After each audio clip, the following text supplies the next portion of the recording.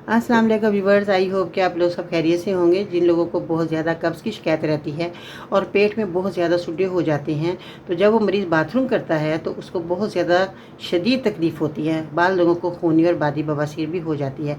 तो हमें क्या करना है, सबसे पहले हमें कब्ज़ का इलाज करना है, जो कि बहुत ज़्यादा जिन लोगों को कब्ज़ होती है उनको बहुत सारी बीमारियाँ घेर लेती हैं। अब आपने करना क्या है कि आपके घर के अंदर वो चीज़ें मौजूद हैं। अरंडी के पत्ते आपने लेने हैं।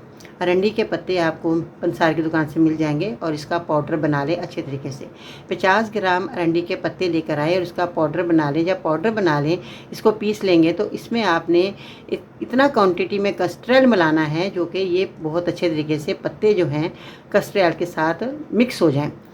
फिर उसके बाद आपने गुलाब की पत्तियाँ लेनी हैं, उतनी ही जितनी आपने अरंडी के पत्ते लिए थे। इसको भी आपने अच्छे तरीके से पीस कर इसके अंदर मिला लेना है, जो कि आपने अरंडी के पत्ते पीस कर और कस्टर्ड मिलाया है। इसके बाद आपने जब ये गुलाब के फूल मिलाएंगे तो ये बहुत ही उम्दा एक ना गुलकंद बन जाएगी। इसके बाद आपके पास शक्कर जो है वो होनी चाहिए। अगर शक्कर नहीं है तो आप चीनी भी मिला सकते हैं। जैसे कि चीनी आप इसमें इतनी क्वान्टिटी मिलाएं कि जितने आपने अरंडी के पत्ते और गुलाब के फूल लिए हैं। तो ये सारी चीज़ें आपने हम वज़न लेकर इसको अच्छे तरीके से मिक्स कर लेना है किसी कांच के बॉल में, प्लास्टिक में नहीं, कांच के बॉल में। जब आप इसको मिक्स करके रख लेंगे तो इसमें आपने क्या करना है कि रात के टाइम 1 चम्मच, ये बहुत अच्छी गुलकंद मज़े की बनेगी, तो आपने 1 चम्मच लेना है और रात को सोते वक्त इसको चबाकर खाकर सो जाना है। ऊपर से अगर आप नीम गर्म दूध पी लेते हैं तो बहुत अच्छी बात है। बाद लोगों को दूध नहीं मिलता, कहते जी बाजी हमें खालिस दूध नहीं मिलता, तो मैं लोगों को कहूँगी कि आप नीम गर्म पानी भी पी सकते हैं। तो आप इसका इस्तेमाल करें। सुबह के टाइम आप देखेंगे कि ये आपको जो रेमेडी आपने इस्तेमाल की है ना, आपको इतना फ़ायदा देगी कि आपका बाथरूम खुल कर आएगा और आपको थोड़े दिनों के बाद कब्ज़ की शिकायत ख़त्म हो जाएगी। 1 हफ़्ता इस रेमेडी को ज़रूर इस्तेमाल करना, इसका कोई साइड इफ़ेक्ट नहीं है।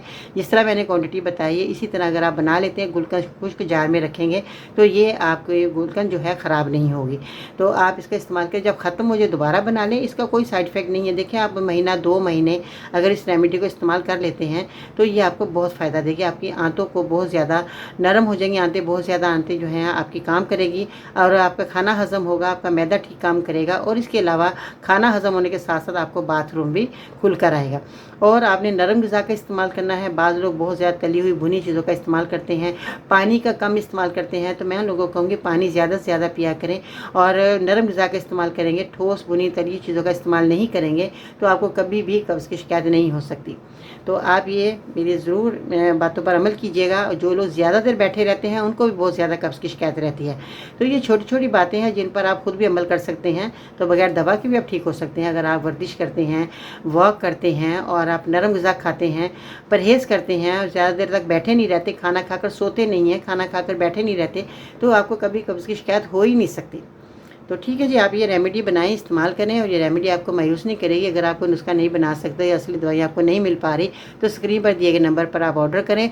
फेसबुक अकाउंट पे विजिट करें। अगर आप टिकटॉक पे वॉच कर रहे हैं तो टिकटॉक पे मेरा अकाउंट फॉलो करें, बाजी प्रेम के नाम से। आज के सुनहरे अल्फाज, इंसान का असल तारुफ उसके अल्फाज होते हैं। तो इसके साथ ही बाजी में को इजाज़त दीजिएगा। इंशाअल्लाह ताला फिर मिलते हैं नई रेमेडी के साथ। अल्लाह हाफिज़।